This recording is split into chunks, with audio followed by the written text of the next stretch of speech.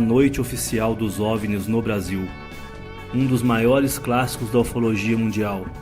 Na noite de 19 para 20 de maio de 1986, aconteceu uma das ocorrências ufológicas mais espetaculares de todos os tempos, quando um total de 21 UFOs, alguns de enormes proporções, invadiram o espaço aéreo brasileiro sobre o sudeste do país.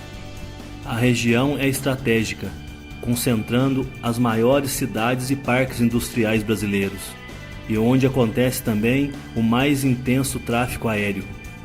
Este foi naturalmente interrompido enquanto a Força Aérea Brasileira, a FAB, diante da detecção dos intrusos por mais de 50 radares em todo o território nacional, acionou caças Northrop F-5 e Assault Mirage 3 a fim de interceptar os objetos desconhecidos.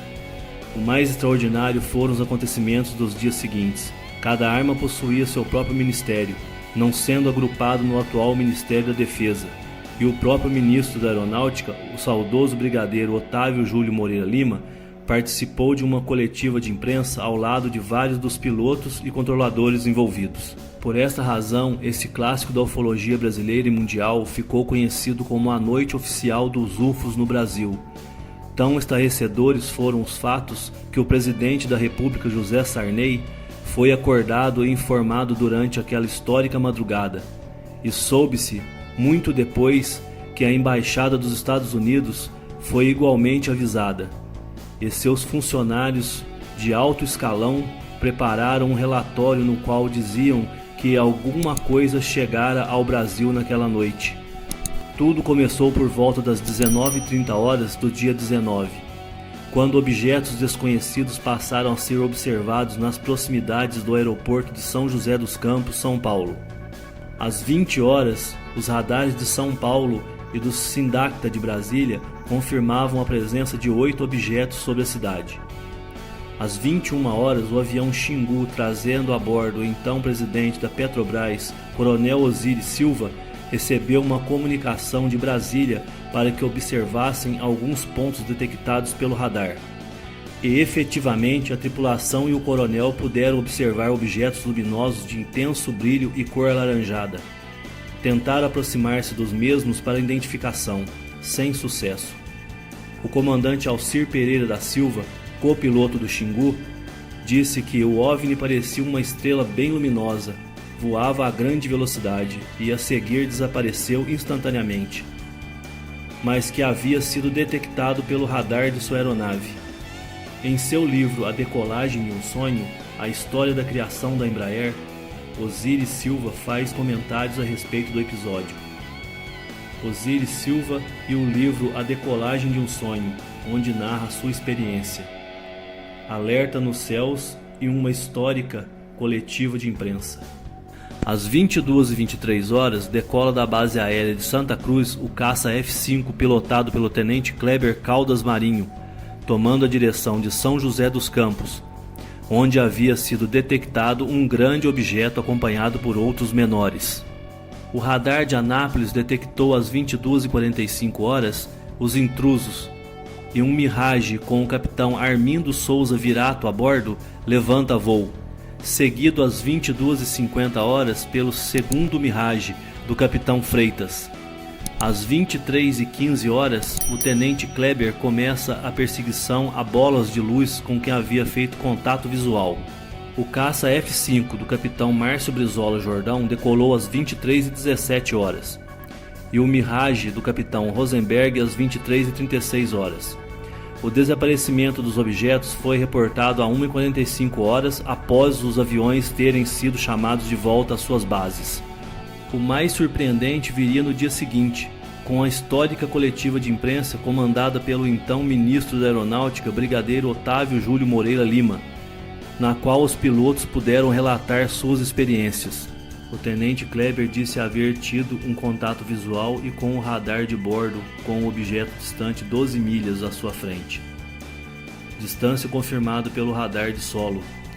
A cor predominante do objeto era branca e deslocava-se da esquerda para a direita para depois subir. A cor depois virou para verde, vermelho e azul, e o OVNI estava a 10.000 metros de altura e sua velocidade era superior a 1.000 km por hora. O tenente disse que sofreu interferência nos instrumentos de bordo e seguiu o objeto até 200 milhas sobre o Atlântico, sem conseguir identificar nem se aproximar do OVNI. O capitão Jordão reportou mais de 10 contatos por radar a 20 milhas de distância, quando se aproximava de São José. O controle de solo foi informado da aproximação dos mesmos e subitamente havia 13 objetos 2 milhas atrás de seu caça, 6 à direita e 7 do lado esquerdo. O capitão tentou um looping para ficar atrás dos OVNIs, mas estes acompanharam sua manobra. Viajando a 1.350 km por hora, o capitão Virato aproximou-se até 6 milhas de um dos objetos que voava em zigue-zague. Movimento acompanhado tanto visualmente quanto pelo radar. Subitamente o objeto desapareceu. O capitão também acompanhou a incrível manobra de um dos objetos, acelerando subitamente e desaparecendo em instantes. Ele afirmou que os instrumentos mostravam que o OVNI havia alcançado em instantes uma velocidade de Mach 15, 15 vezes superior à do som. A isso, o major brigadeiro do ar, Sócrates Monteiro, acrescentou que casos assim eram reportados desde anos antes e que a FAB havia filmado todo o evento. Também disse que os objetos passavam de 250 para 1.500 km por hora em fração de segundo. A isso somam-se as palavras do major aviador Ney Antônio Cerqueira, chefe do Centro de Operações de Defesa Aérea, que afirmou que as fitas com as comunicações entre pilotos e controladores de Brasília, São Paulo e Anápolis, mais os relatórios dos pilotos, seriam estudados para conclusões posteriores. Promessa de abertura e grandes equívocos. O ministro Moreira Lima disse na coletiva que o céu naquela noite encontrava-se limpo e descartou qualquer possibilidade de guerra eletrônica ou defeito no equipamento. Afirmou que entre as 20 horas do dia 19 e a 1 hora do dia 20, pelo menos 20 objetos foram detectados pelos radares, saturando-os e interrompendo o tráfego aéreo sobre o Sudeste. Mais de 50 radares em todo o território brasileiro comprovaram o fato.